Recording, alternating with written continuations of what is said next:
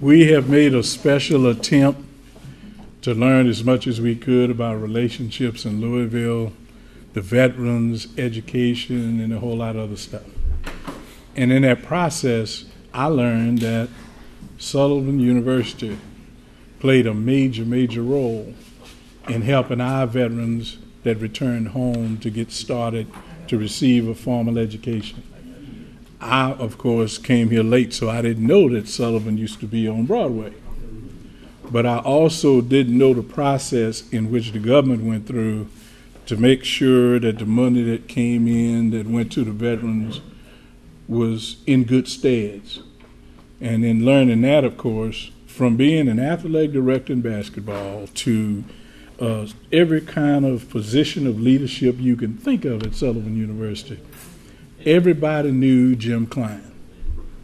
So I have joked with him. My son went to school out there. I have harassed him. And once I found out that he was a veteran, it was over, okay?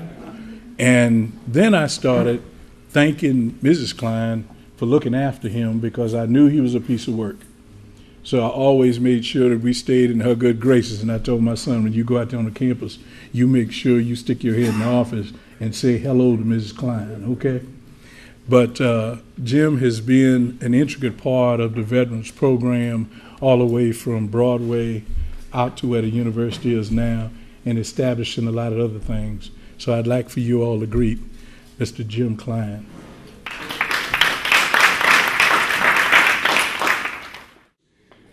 Of course, what Shedrick doesn't know is I started when I was 4 years old. So.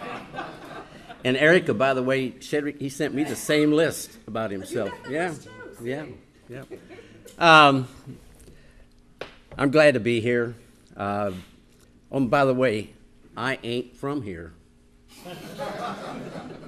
But I've been around long enough since 1965 to say that, yeah, my wife's back there. She's going, I am from here. So since 1965, came out of a little town in Indiana, and actually been around the Sullivan family since that time. Was a student at Sullivan when it was one floor in an office building downtown, and has come a long way and now is a PhD granting institution with full collegiate accreditation. I think what I remember most about the veterans is back in the, yeah, you're right, Shedrick, I had so many titles, and I just took on a new role at Sullivan called Student Advocacy, and I've been telling them for 20 years they needed an ombudsman. And now I'm that person, and that seems to almost take care of most of my work, because you're a student advocate, and there's not a day goes by where at least one student doesn't have a problem, and you know that, correct?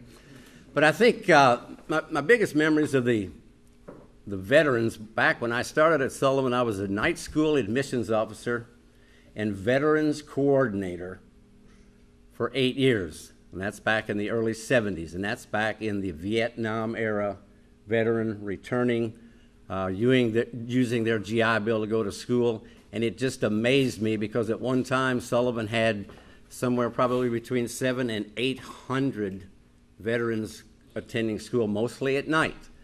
And what I had to admire mostly about them is they were guys who came back from the war. Most of them had a family. Most of them were working 40 hours a day.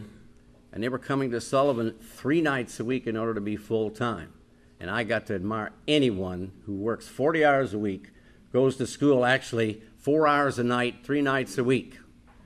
Back then, I've never considered myself a leader. For me, it's always been, if you provide good customer service, then folks are going to look up to you, and hopefully they're going to provide that same customer service. And what we did for those veterans back then, we tried to make it as easy as possible for them. In fact, they allowed us, they used Sullivan, care of Sullivan, back then it was junior college, care of Sullivan Junior College as far as their address goes while they were a student at Sullivan, which means even their monthly check came to us. They allowed us to open it, and if they agreed to do that, we allowed them to pay tuition on a monthly basis as that check came in.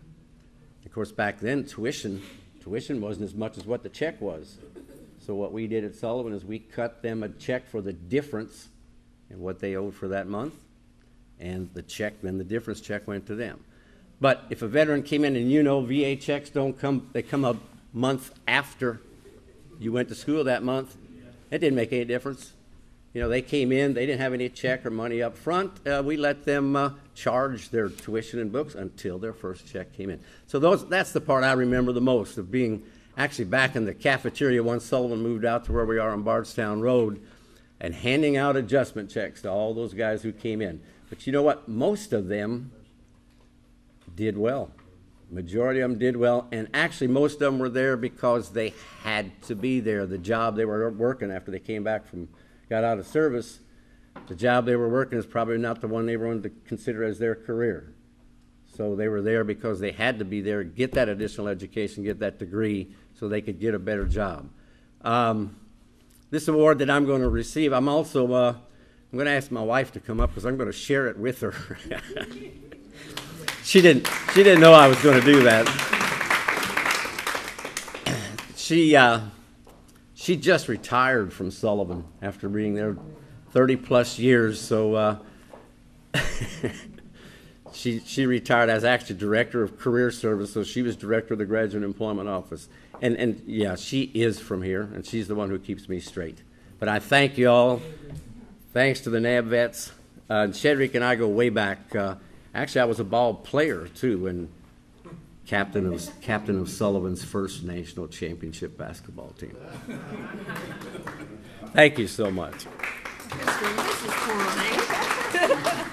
It is a tremendous pleasure to present you with this Image Award, and thank you so much for all you've done helping our veterans. Yeah, thank you so much. You want to get up here?